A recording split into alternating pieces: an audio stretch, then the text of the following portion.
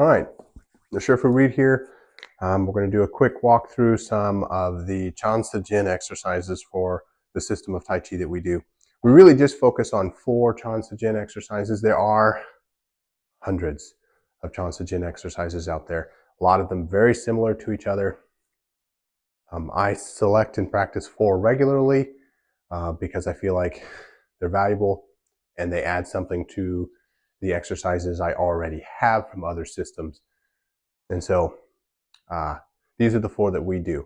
In addition to the Bamen exercises, they form the foundation of our Tai Chi specific body exercises.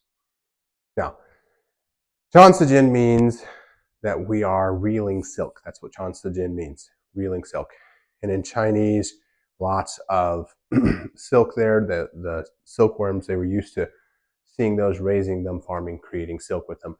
And so they understood that reeling silk was kind of like a spiral motion. As you watch the silk come out from the silkworms, it would come out and it would spiral a little, the strand would.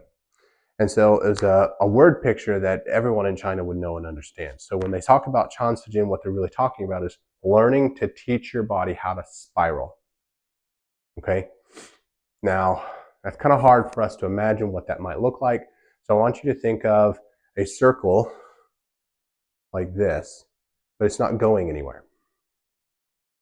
If we added a perpendicular direction to this circle, now it's going somewhere, and as it moves, it's creating a spiral. So we're going to think about moving our body in both a circular and a linear direction at the same time when we create a spiral. That might help. It might just make the water a little bit muddier, but here's what we're going to do. We're going to start with our feet wide, wider than the widest part of our body, wider than our hips, wider than our shoulders, toes angled out to whatever degree feels good on your shoulders, or feels good on your hips and your knees. You should feel stable. The weight should start off centered just in front of your heels. We never want to be all the way back on our heels because then our balance is too far backwards. Just in front of the heels gives us a nice stable posture where our balance is centered between the 3 parts of our feet, the inside front, outside front, and then the center of the heel. And then that gives us an opportunity to have active feet, active hands, soft knees, soft elbows, and then feeling our hips sink and our shoulders sink without causing our spine to do this. We might move into this position and out of this position as we move, but our resting position, our default posture, should be an upright posture, as though the crown of our head is being pulled up while our hips are being sunk down. Okay? Now, I'm going to start with just a weight shift. When I go to my right, I don't want to go further than my foot. So my hip and my knee are not going to go further to my right than my foot. So it's going to be the dictator for where my body goes in one direction. So the rule is the joint below determines how far you go. So I want to be stacked above that joint. If I go past that foot, then I start to lose connection with this foot and I start to become unstable, and I don't want that. So I never want to be all the way past that. I always want to have a little bit of opportunity to push back in this direction. So I'm going to shift to that and I'm going to rotate to that. This rotate and shift is a fundamental movement pattern within Tai Chi. You will see it everywhere. So rotate and shift. There's 2 ways that you can rotate and shift. When I call it in phase and an out of phase. So when we rotate and shift to the same direction, so I'm shifting to my right and I'm rotating to my right, we call that an in phase rotation. When I shift to my left, as I rotate to my left, that's an in phase rotation. But if I were to shift to my right but rotate to my left, that's an out of phase rotation. Out of phase rotation. Like so. I'm going to do both. We're going to start with an in-phase rotation. So I'm going to start on my right foot. I'm going to imagine I have a giant wooden trough here holding a bunch of sand. And I'm going to channel my inner 2-year-old. And the hand that I'm not using is just it can go anywhere you want. You can put it here. You can put it here. You can put it behind your back. Really don't care as long as you decide where you're going to put it and you're aware of what it is and it stays where you want it to be. So I'm going to put mine behind my back. And I'm going to start on my right. I'm going to allow my right hand to dip into this sand, and I'm going to shift and rotate, and I'm going to scoop the sand with my hand. Lift it up, let it trickle through my fingers. Now I'm going to smear it on the wall. All right, we call this single hand circle, side to side.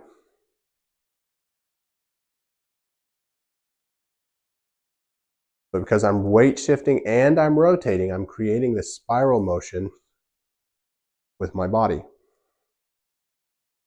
That is a circle that is also moving in a straight line. My elbow is sunk below my wrist,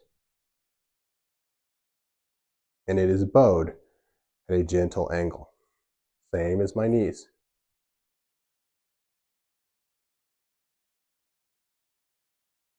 Switch hands. It's the body that guides the hands. So my hand is not doing this. My body is moving. My hand is moving in sync with my body.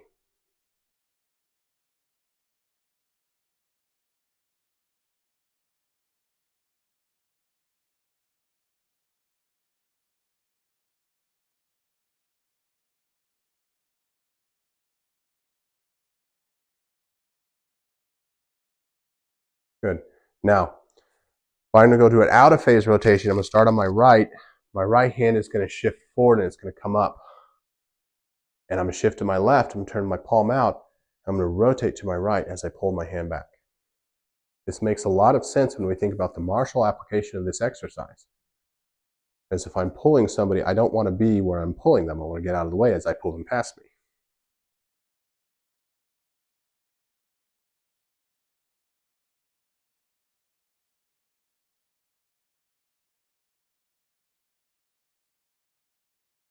Okay, switch sides.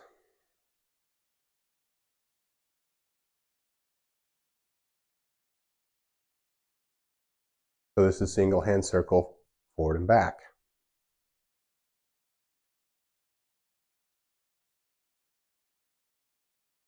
Again, the body leads the hand. My hand is not doing this. It stays in front of my sternum the whole time. Sternum and belly button on that center line. And unlike the Tian Gun exercises, which we do, we want the waist to turn. Some people's Tian Gun exercises do utilize that body motion, but ours do not. Little note. Okay, so next we're going to go into cloud hand. Cloud hands, or wave hands like cloud, comes from the form, and in our form we're stepping behind as we do this. In the Yang style forms, I think they just step feet together. You're moving as you do this. But as a stationary exercise, we're not going to move our feet. But imagine if I took single hand circle side to side and I just did it with two hands. One hand's holding the baby or scooping the sand as the other's smearing it on the wall. Now if I sync my hands so one's above the other, and I can either hand with a push or I can hand up like this. It depends really on how you want to think of it. What am I doing with this motion? I could be knocking something that's attacking me offline, or I could be scooping underneath of it, or up here to grab and pull across like an arm drag. So whichever one I wanted to do, wave hands like clouds, or as we just call it, cloud hands.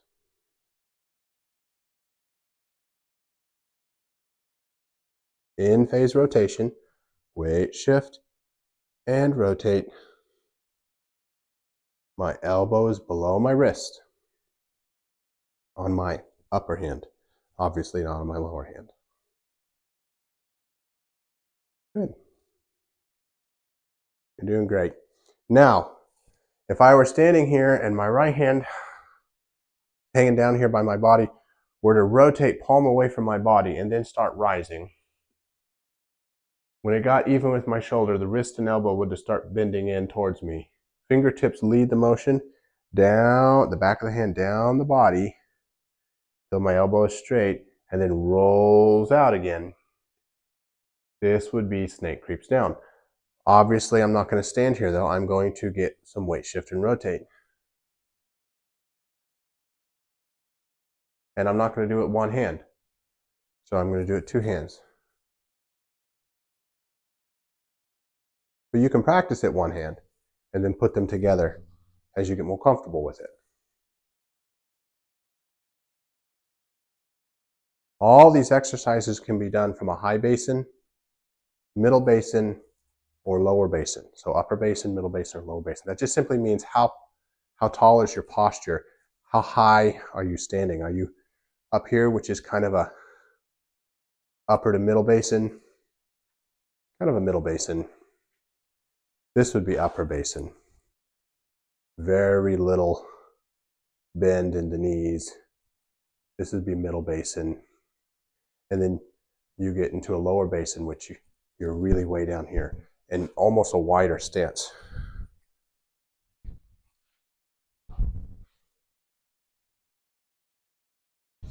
I prefer middle basin for most of these exercises. Get the benefit of a knee bent for strong stance, but you're not exhausting yourself. Really, the focus is on to learn the body mechanics, but you can explore with all of those different levels with all of the exercises, and I regularly do. So, but my standard is middle basin, kind of a medium bend in the knees. Okay, so that's snake creeps down, and those are the 4 silk reeling exercises that we do here from Tai Chi in conjunction with the bomb in exercises, which I've already produced a video of, and then the bomb in walking drill. We combine those with body exercises that we got from Bagua and body exercises we got from Xing Yi, and that rounds out our body mechanics training curriculum. So hope you enjoyed this.